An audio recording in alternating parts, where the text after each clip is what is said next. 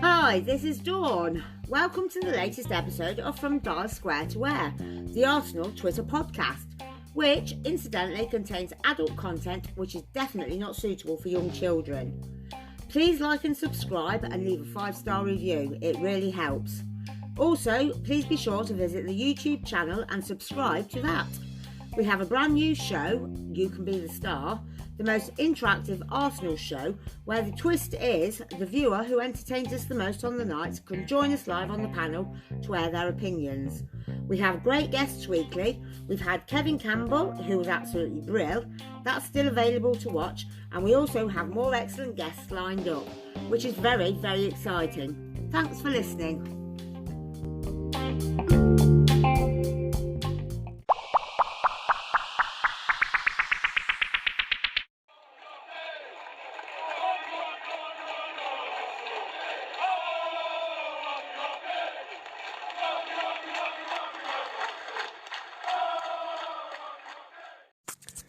All right, Treacle.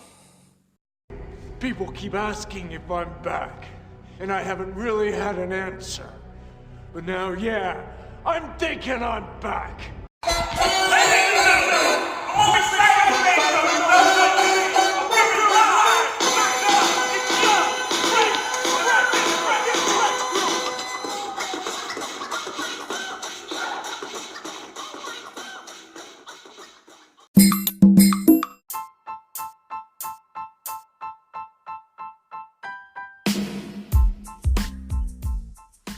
Hello everyone, welcome to a new edition of From Dial Square to Where. I haven't recorded for a little while, so apologies for that.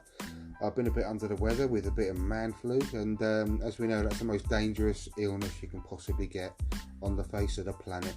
But here I am, being a proper man and battling through it and bringing you a new edition. So what a week we've had within the Arsenal world.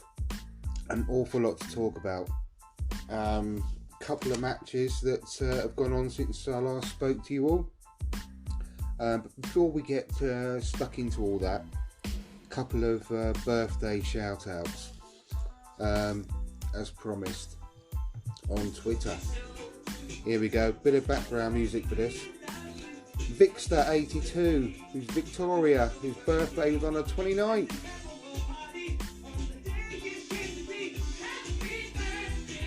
Happy birthday, Victoria. Gooner Gang, whose birthday was on the 30th, who's at Football Fantas 3. Happy birthday, Gooner Gang.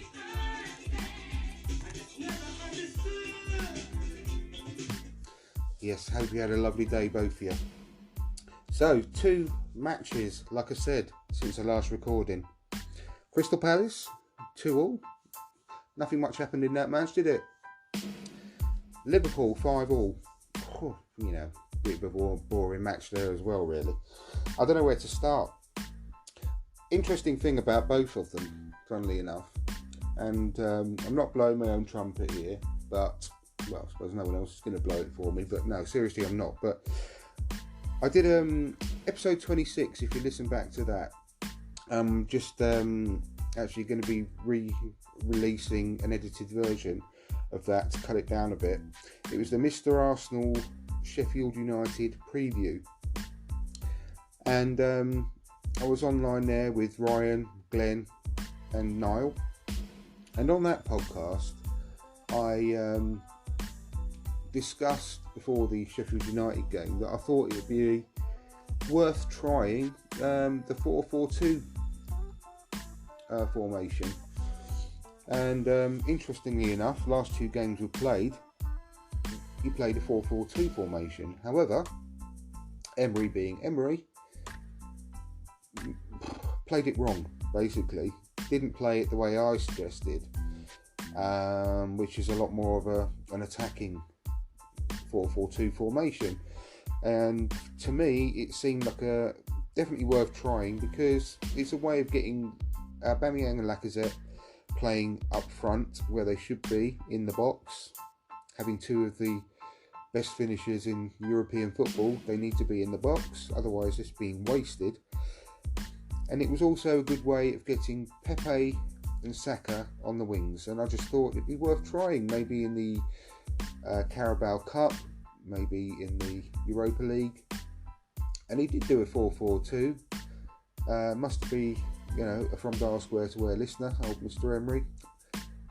If he is, then he knows my feelings about him. I'm sure we'll come on to that a lot more a bit later. But yeah, it was just a passive 4-4-2, really. Saying that, Liverpool weren't bad, was it, really?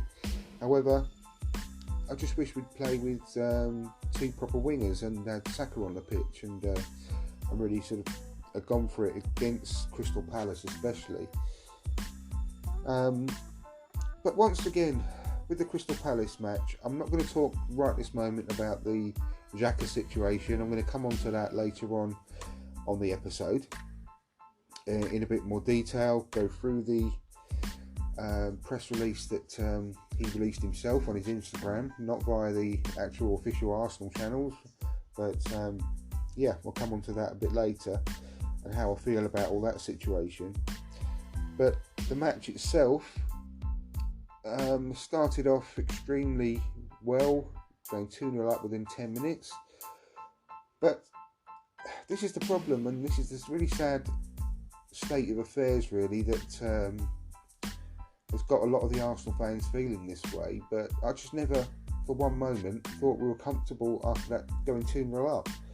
And I put a tweet out during the match saying that I looked at my son, who was watching the match with me at the time, and I said to him, well, and I hate myself for saying this, but I just turned to him and said, you know that we're going to balls this up, don't you, and end up either letting in one goal and just clinging on for dear life rather than going for a third and a fourth, or we'll just throw it away. And unfortunately that's the way it turned out, and massive shame because of not having that killer instinct. And during that podcast I mentioned earlier, episode 26, the Mr. Arsenal Sheffield United preview, I said something on there that we are like all the baddies in all the Rocky films, which is a bit of a strange analogy, but what I meant by that is that obviously we know how it all goes in all the Rocky films. The baddies are always beating up Rocky right the way to the end, but don't quite show the killer instinct, and Rocky always comes round last couple of seconds of the last round and knocks the baddie out and wins. And that's the way we are. We start, we can take the lead in matches, but instead of going for the kill, we just we're submissive and just roll over and let the opposition do what they want to us, unfortunately. And the same goes for the Liverpool game, the 5-5. It was, I absolutely loved that match just because of the excitement and scoring 5 goals and the end-to-end nature of it. And I would not love that match if it was a Premier League game, but because it was a Carabao Cup game and Mesut Ozil was back in the team, which I'll come on to in a bit, he just showed exactly what we've been missing all season, not having him in the team. And I thought he was excellent in that match, and the way he linked the midfield to the attackers. People were complaining prior to that about Ozil slowing down the game, but quite the opposite. The way he sort of linked the play and kept the ball, didn't lose the ball. I don't think I remember him, one of his passes going astray.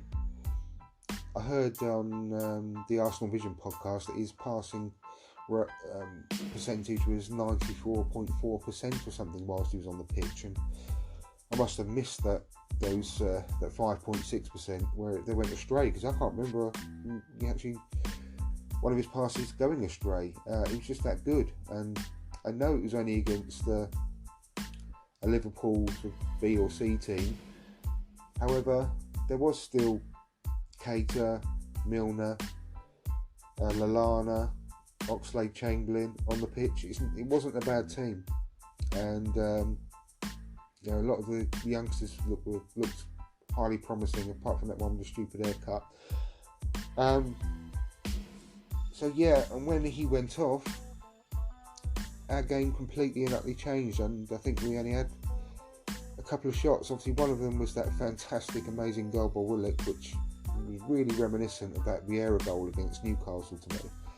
Absolutely loved that, and that was the goal of the match for me. I love the Oxys one, of course, as well, but I think the Willock one shades it 100%.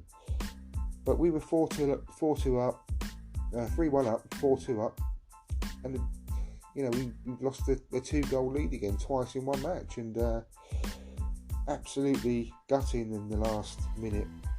We couldn't quite just hold on, but that was the way the match was going, and it was a fantastic match. And I was tweeting a lot during the game, and getting a lot of stick from people saying, "What, you enjoyed that? We're losing against that Liverpool C team or Z team," as some people were saying.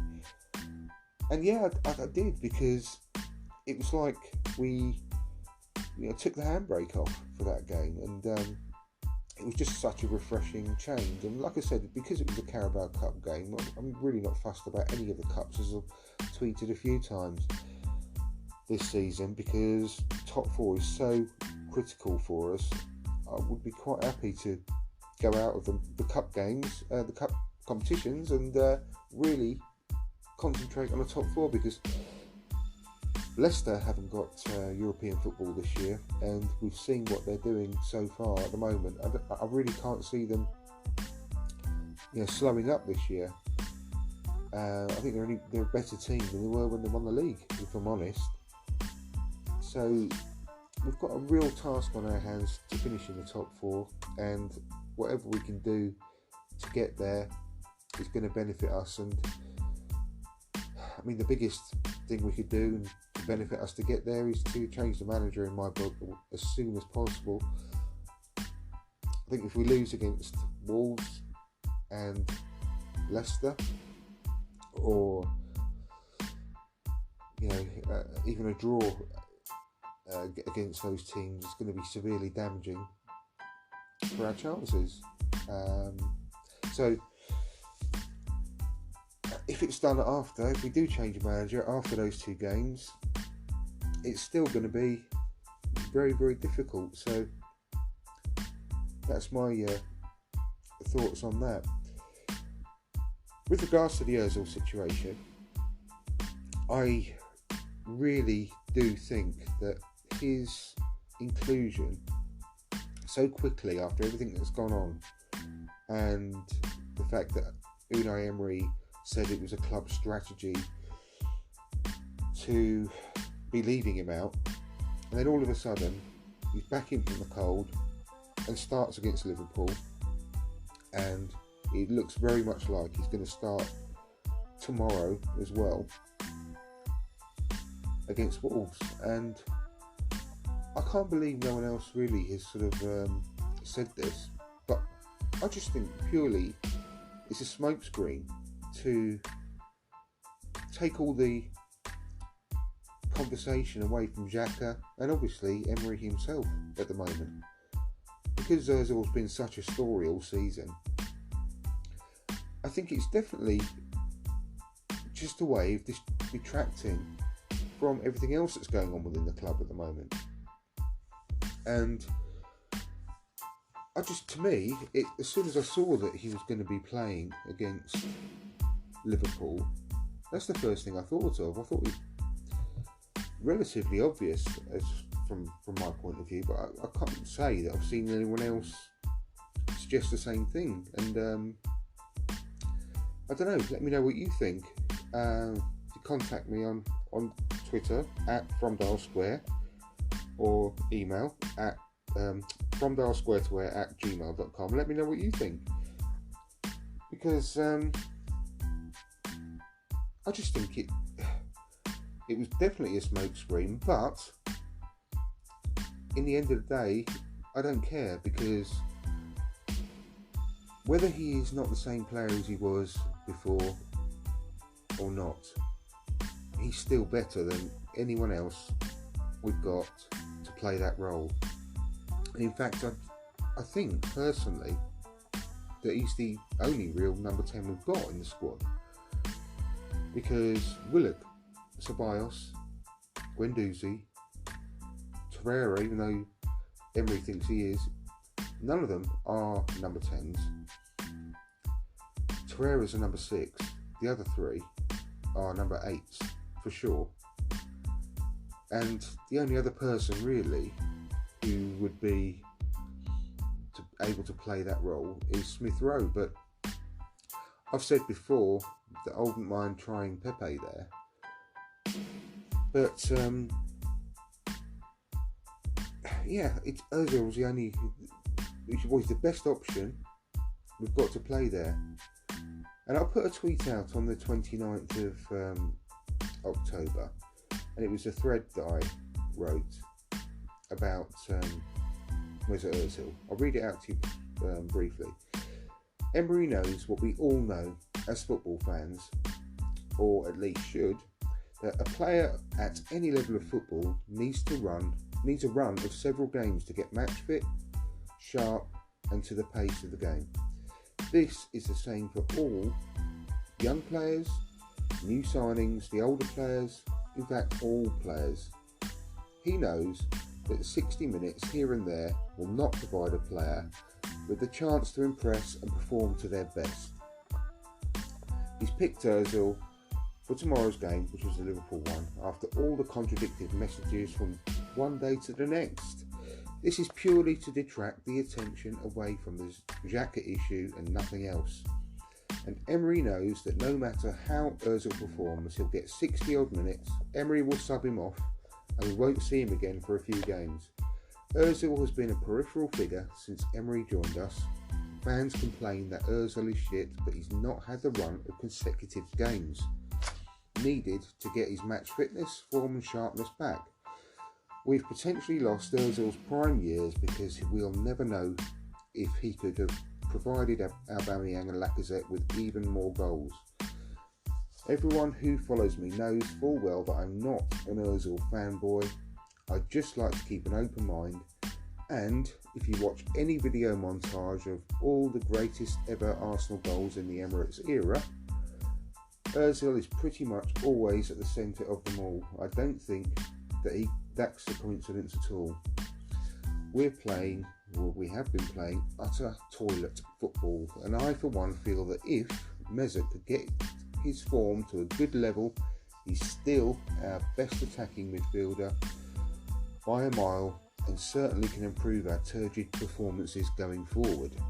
I for one hope he has an excellent game tomorrow morning and really fucks up Emery's plans. Good luck, Mesut Ozil. So he's now got one of the best front threes in Europe to play behind, and he's got Guendouzi, Ceballos and Tierney as well to feed off, plus Luiz with his gorgeous passes. I'm not saying that he's going to be amazing again, but he's got to be worth a shot and some faith. And so it turned out.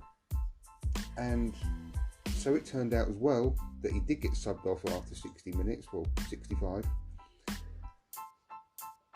But it does look like he's going to start again on Saturday. And I do think again that it's really just to put the focus on him and away from the manager and Xhaka. And like I said, I'll come on to the Xhaka situation a bit later in the Crack of Dawn section of the show. So I'm just going to take a short break, and I look forward to coming back shortly. And like I said before as well, let me know what you think about the situation of Mesut Ozil being back in the team. Speak to you soon.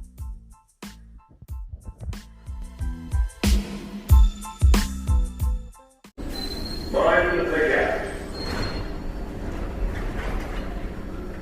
Mind the gap.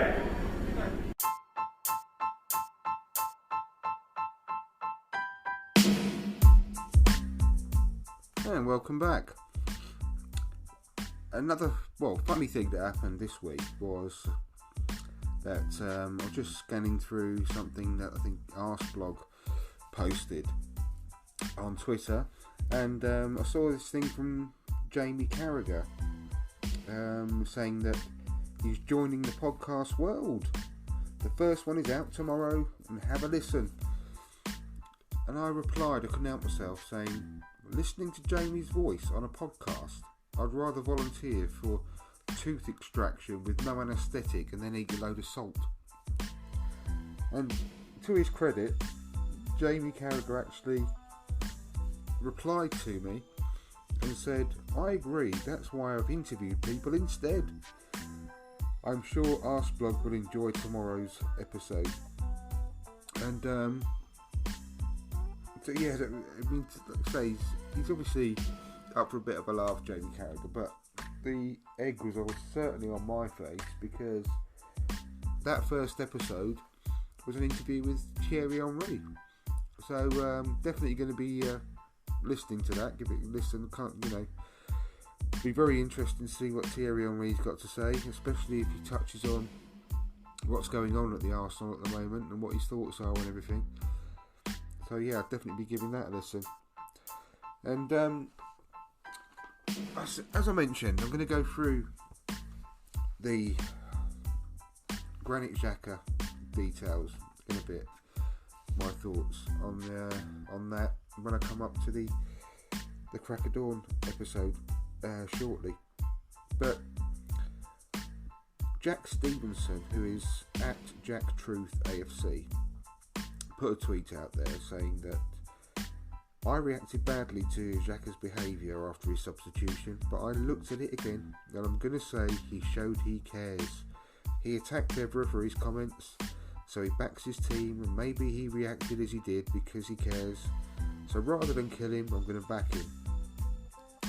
And I replied to it saying, I second this. He's been playing out of position all season, and unlike others, hasn't complained. He's been thrown under the bus by Emery repeatedly, and he's been the only player to stay strong enough to front up to the media after the Europa League final performance and the Watford game. So well said, Jack. I'll come on to that, as I said, my feelings in a lot more depth shortly. But of course, he shouldn't have reacted the way he did as the captain. Of course, he should no longer be captain, but he snapped in that moment, and being human, you can't blame him. Most people I've seen and heard have said they'd do the same in a similar position, probably. So yeah, I'm going to go through that in a lot more detail after the break.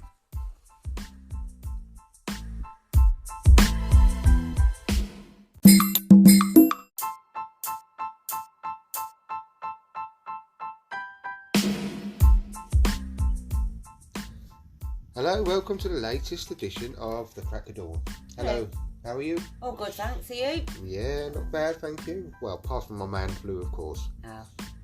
Very brave and battling through it. I'm sure you are. And no doubt I shall hear about it all through the weekend and all through next week. If you're lucky. Until you're better again.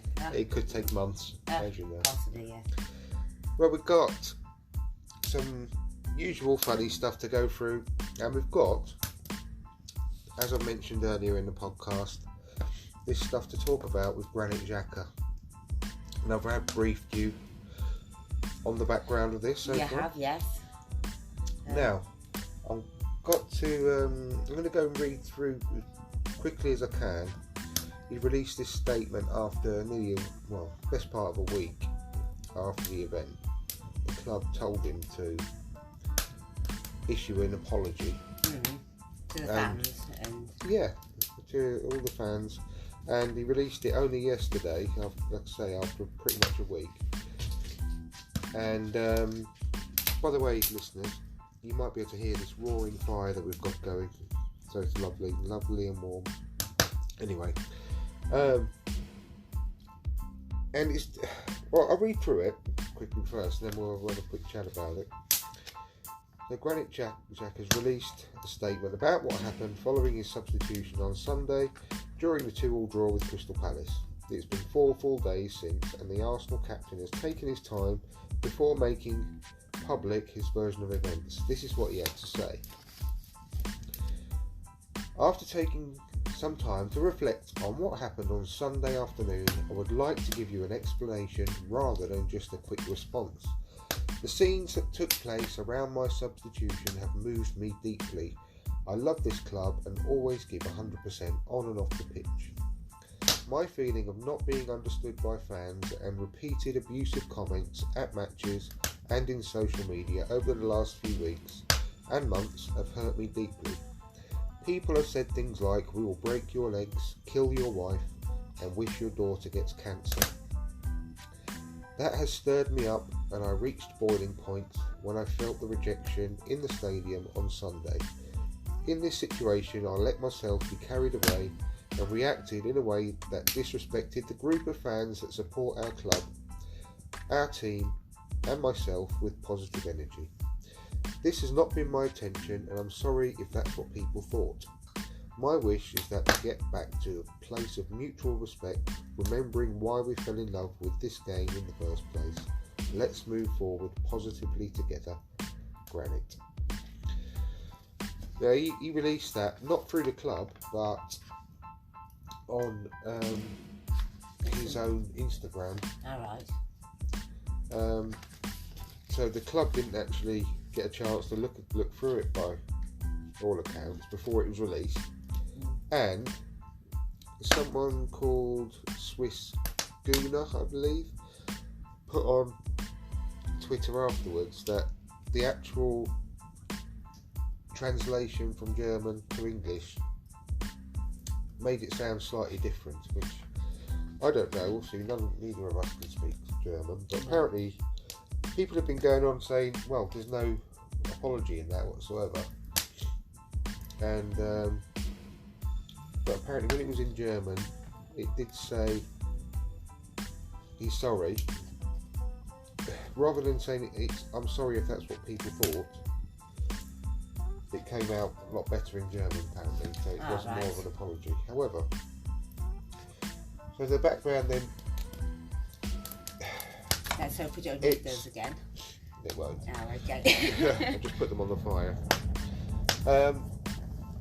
Basically, then, like I said to you, I think it was all a massive misunderstanding on Sunday anyway, because from like fans' accounts in the stadium, it was more like that the fans started cheering when his number went up because they were pleased that he was being taken off and a more attacking substitution was coming on, because that's not the usual way that things have been going. It's been more defensive. But he took it as if people were cheering that he was going off, and he took it upon himself to...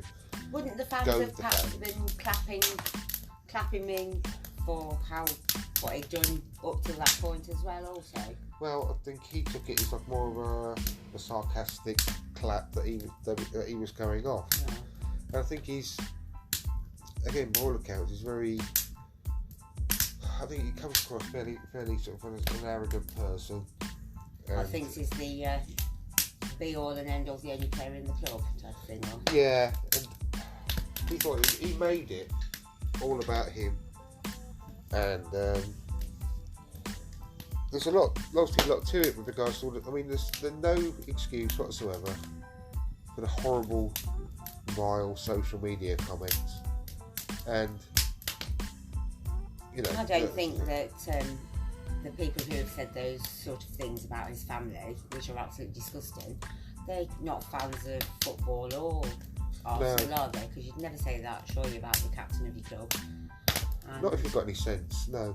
Not to say things like that. And also, but the fact that he is the captain of the club, I think he could have obviously conducted himself a lot better and on the pitch as he was coming off. And yeah. So it's easy to see it both ways. It's easy to be angry with him, and it's also easy to be... if you've had those comments at you and you're thinking about those, and then you can hear cheers and jeers and all sorts, booing and what have you. I suppose you're going to take it that way because you've already got your mind set on the nasty comments, haven't you? So yeah, and I my initial thought straight away, which I tweeted out as well, in that situation, my thoughts on it are, I reckon at that moment, because of everything that's built up over a period of time, he probably thought right then that fuck you lot, I've had enough, I'm gone. I bet he thought right at the moment he wanted to leave Arsenal and never come back. And he walked off the pitch, threw his, it's not known whether he threw his shirt to the floor or not, but he took his shirt off and walked down a tunnel, and apparently he just went, got dressed, showered, dressed, and went straight off in his car back home before any of the players' game had finished. Yeah, and apparently, I mean, all clubs, really, the way you're supposed to do things is go and join your teammates on the bench and watch the rest of the game and cheer your teammates on. But he didn't. He went straight home, and some of the other players went to his house in the evening to see how he was. But I think he just, at that point, and obviously he took time to come back and issue that thing. It took 4 days because he wanted time to think about it, whether he wanted to play for the club again personally. And it is easy to see his side of the story and back him up, because I think anyone could snap in that situation. Well, yeah, definitely. I suppose though he should really be thinking as well that they're obviously not Arsenal fans. They could just be trolls of any this social media trolling and. I mean, it could be fans of other clubs as well. Well, yeah. Just stupid people, but I mean that was it. I mean he had even worse things, about his newborn baby and stuff, and it's horrendous and it must hit you hard. But the thing is, you can disable comments. You don't have to have comments on any of your posts on social media. Well, if somebody wanted to say something to him, they'd say it one way or another, wouldn't they? Well, yeah, not if he's doesn't allow comments on any of his posts. No. You don't have to have them. But the thing is, it's easy to say as well that all these footballers shouldn't have social media accounts. They should just stay off social media, or have a social media thing but completely anonymous, so they don't know who he is. Maybe, but I don't know. But in this day and age, people actually get paid for social media. You know, I mean, some people get paid. These celebrities get paid £1 million per tweet. Who by? Companies for promotion. So like just basic advertising then. And yeah, because they've got so many followers. Tweet about that you're drinking a Coca-Cola or something. Shampoo or Coke or sportswear or anything. Yeah, and they get paid to tweet. Wow. So you can't blame them when people say that our player Mesut Ozil is our highest profile player and he gets paid 350 grand a week, but he's got more followers on his own than Arsenal have and lots of other clubs have put together. And it brings in the club a lot of revenue because of brand awareness and everything. It gets the club a lot of supporters. So apparently Arsenal make more for having him as a player than they do paying him, obviously. So it makes it worthwhile with shirt sales and everything and merchandise sales because they own his image rights. So you can't really say that the footballers shouldn't have social media accounts because they make money and the clubs make money off it as well. But it's a very difficult one to say that either way, whether you think he should leave the club, not be captain anymore, or whether you just back him and say he's been hard done by as well. Because my other thing is that a lot of his problems are down to the manager because he gets played in the wrong position, which leaves him exposed on the pitch because he's not a defender, and he keeps making mistakes. What's his attack? He's a midfielder, but he gets played in just in front of the defensive midfielder. And the problem is, because the manager's so crap and sets the team up so crap, he gets exposed on the pitch by the other opposition, which lead to mistakes. Oh. And that's the reason why he gets hated by the fans, because he gives away penalties and free kicks in dangerous areas and everything, and he gets the blame for it, but it's not his fault really.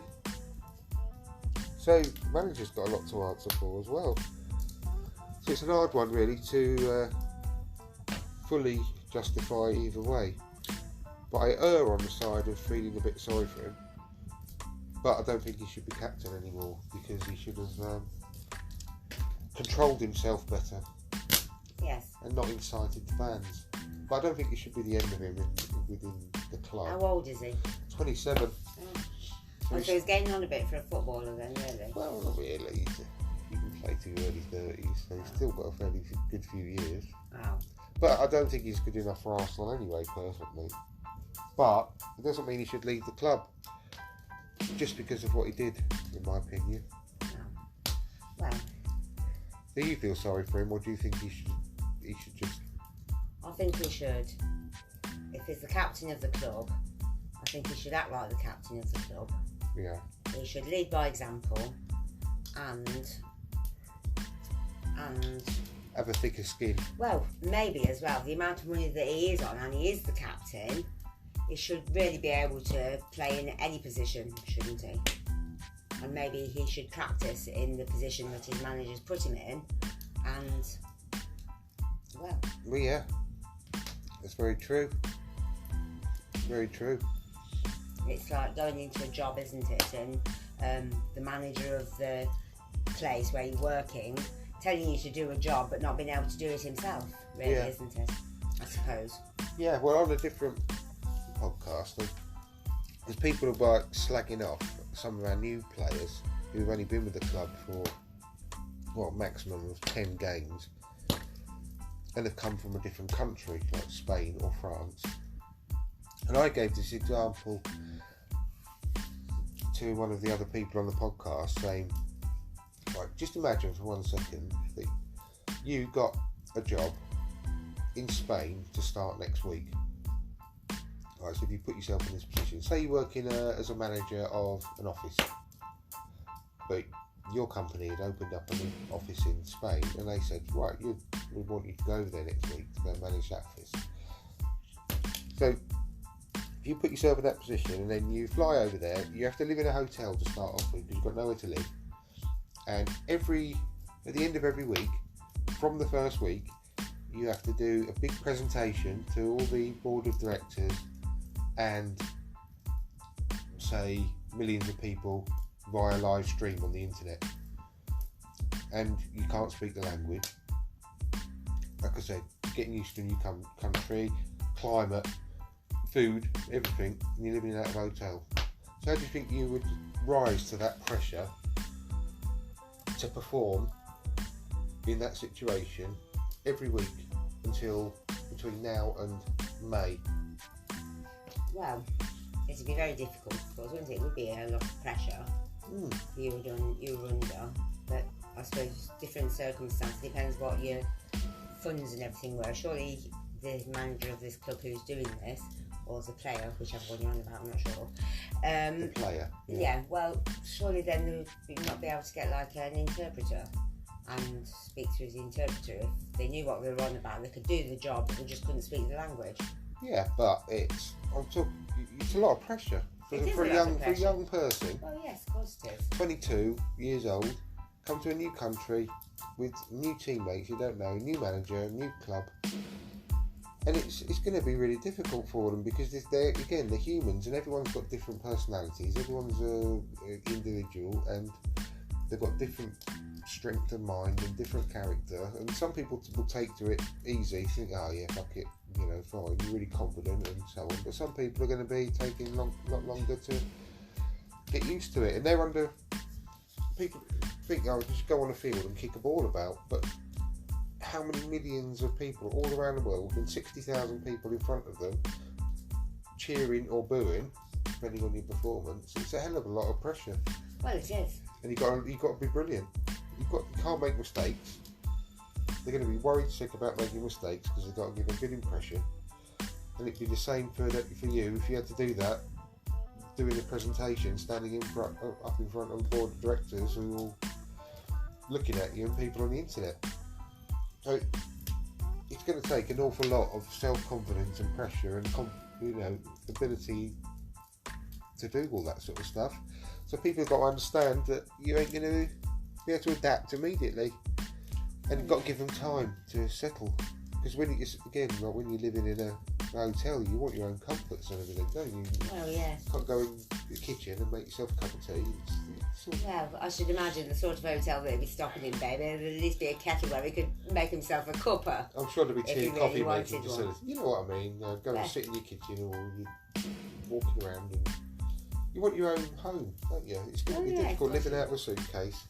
It is. And, but also, as well, when you're young, again. For a 22-year-old, though, surely that would no be family, exciting. friends.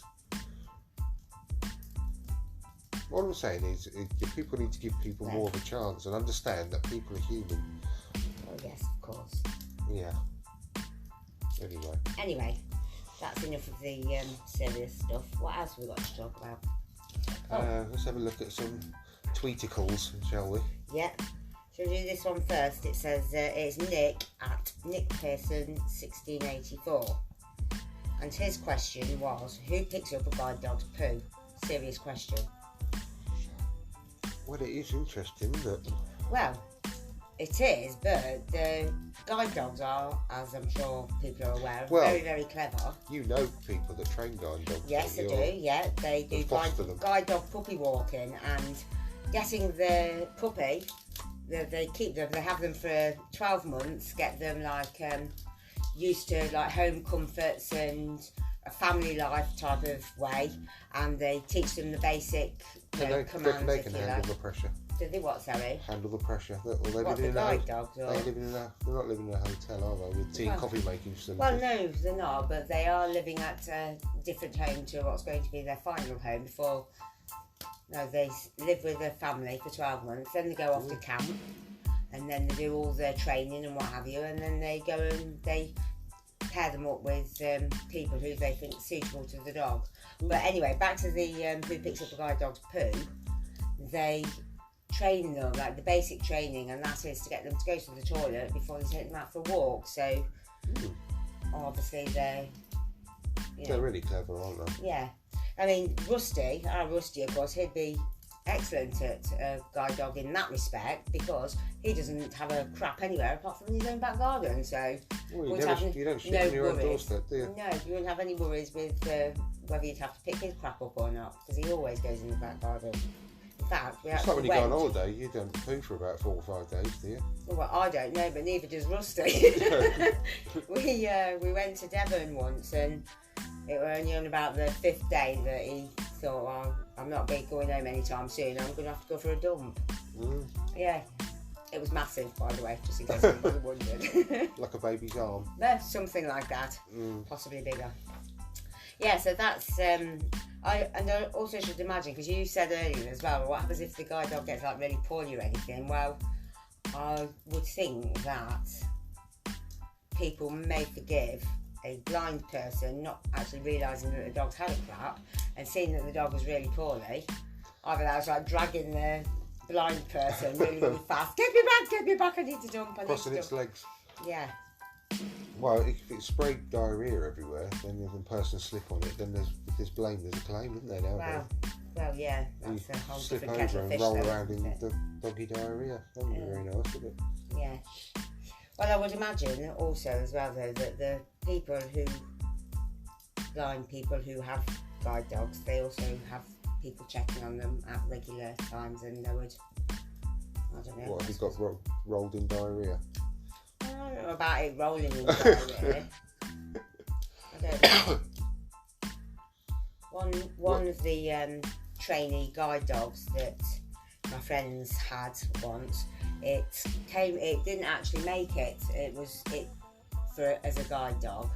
I was going to say, I thought it was going to be a horrendous story. No, you said didn't make it. Oh no, it didn't make it as a guide dog because it was terrible at begging for food, and it would keep on jumping up. And even after it had been to camp for all its training and everything, it's just still wanted everybody's food all the time. So I thought that'd be no good, like stealing the food out of a blind person's hand, basically. Why not?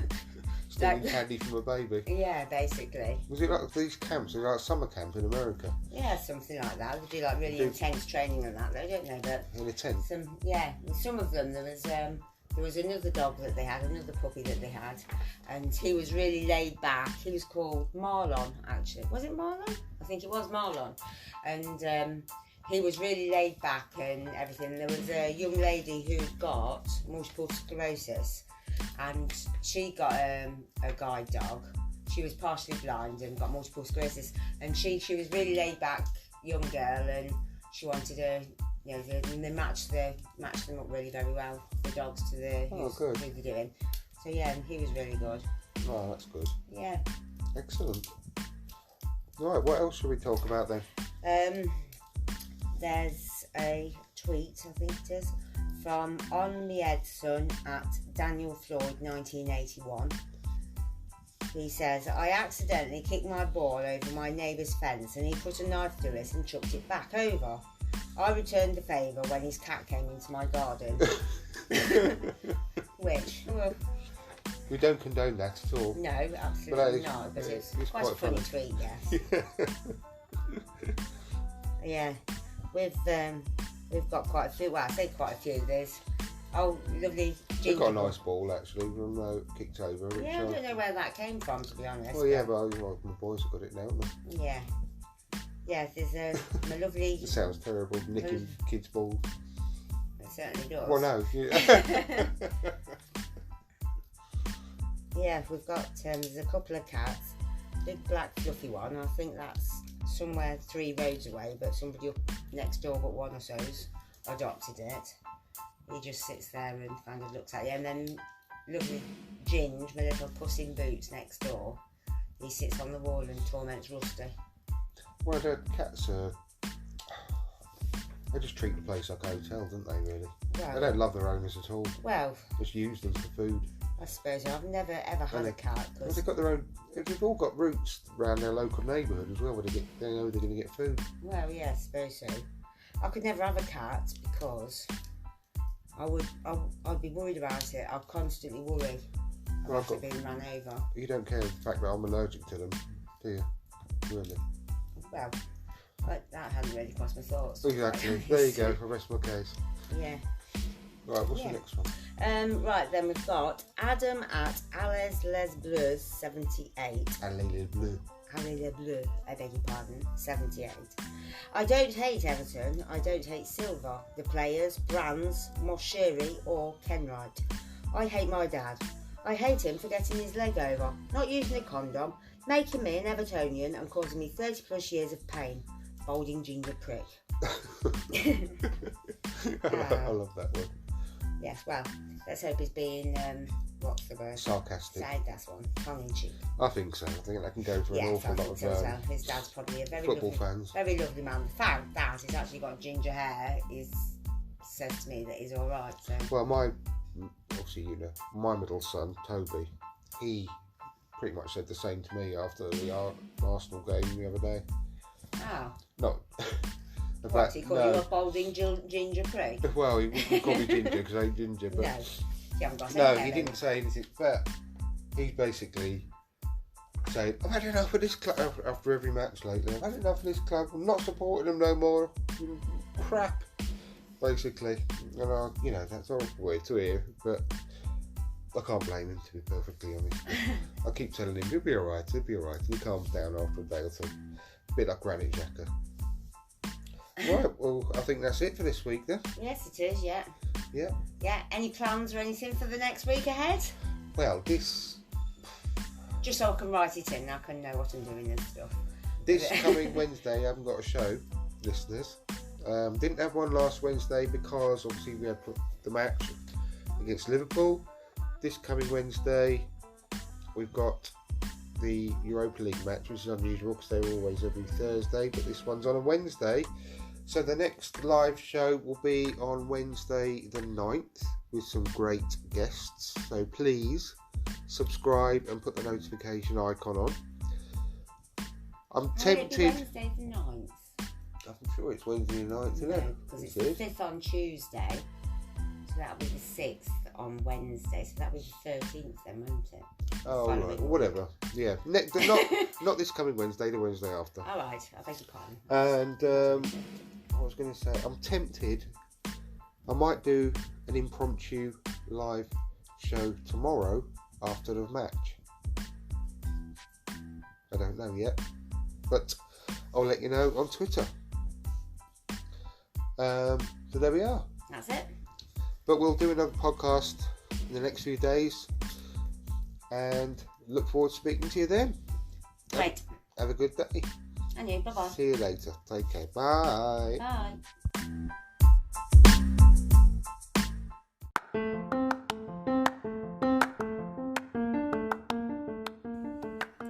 Thanks very much for listening. We really do appreciate each and every one of you.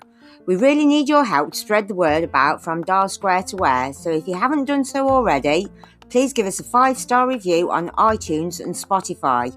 Subscribe to the From Dial Square to Where YouTube channel and hit the notification button so you never miss a live show. And finally, please tune in to the live shows.